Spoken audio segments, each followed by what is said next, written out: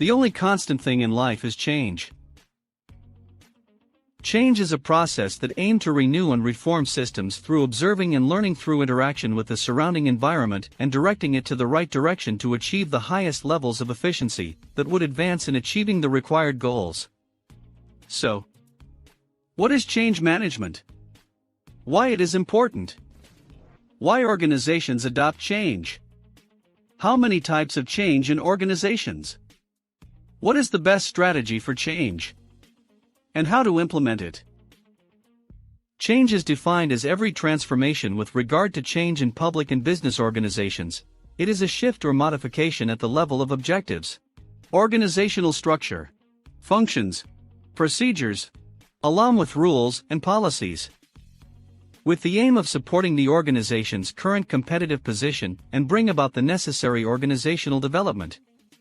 Change management is important because it helps to maintain the effectiveness of the organization, develop the ability to innovate, make compatibility with the environmental variables surrounding the organization, reach a higher degree of strength and performance in the organization. Organizations adopt change for four main reasons, which are: crisis, meaning that there is a defect in the functions of the organization as a result of a crisis which requires a change. Vision. The vision is the image of the future that can be reached for the process of change. Opportunity. Opportunity means that the change will be for the better. Threat. It is intended to predict the occurrence of something in the future that will negatively affect the organization and the continuation of its activity. There are many tools that can be used to gather and analyze data on strategic planning, problem-solving, decision-making process such as CATWO, SWOT analysis, and PESTLE. Change can be categorized in 5 types. In terms of the degree of importance, strategic change and functional change. In terms of the nature of the change process, deliberate change or internal, and imposed change or external. In addition to adaptive change, which is adjustment to change policies, is done in line with the business environment. In terms of planning for change, planned change and unplanned change. Finally, change according to administrative level, which is change in the administrative structure and administrative development. It aims to make a change in the patterns of behavior in relation to the administrative function along with training and development. The change may address the modification in organizational aspects, which is called organizational development. Change can be implemented in organizations through 7 elements. Change in the organizational structure, through the development and modernization of competencies and responsibilities. Change in systems and procedures. Change in business and activities. Change in the goals of the organization. Change in policies and methods of decision-making. Change in developed capabilities. Change in the means of technology used. The change in all or some of those elements is the result of a strong influence in the business field, either internally or externally. Change may stem from within the organization itself, as it requires a high level of skill, which makes the organization in need of developing the workforce or hiring new employees. Also, change may lead to development in strategies and systems, as well as moving from old to modern methods, or to a change in the organizational structure, whether in the lines of authority, the communication process, or the decision-making process.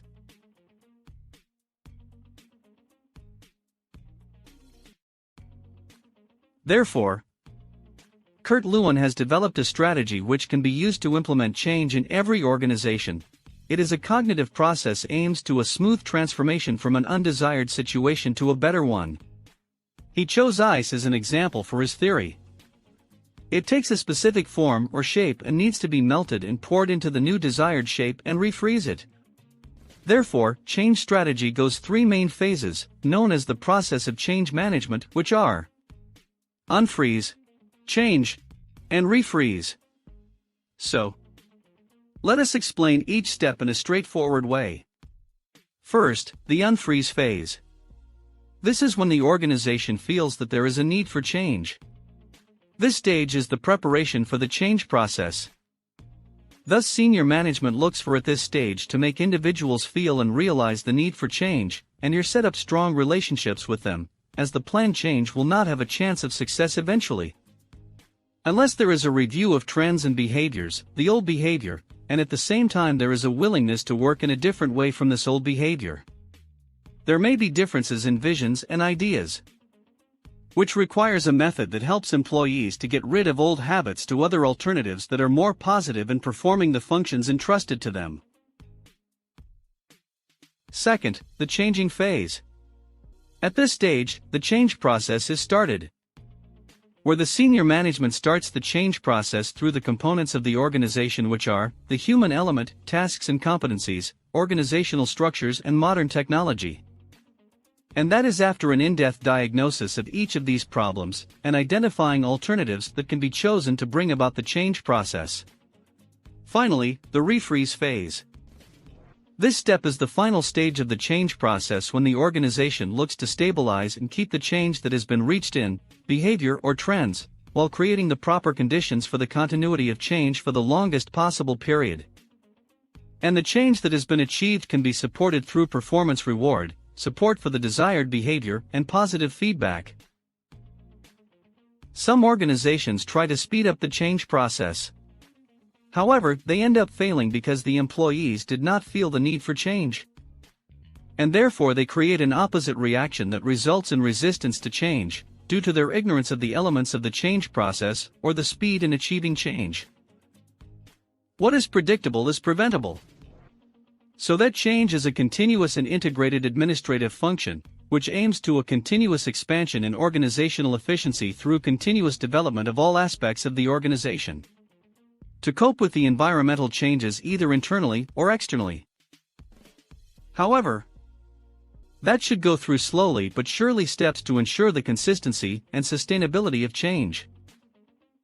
Thank you for watching. Please subscribe in our channel. Follow us on all social media platforms or visit skilltex.com to learn more about change management and other relevant topics.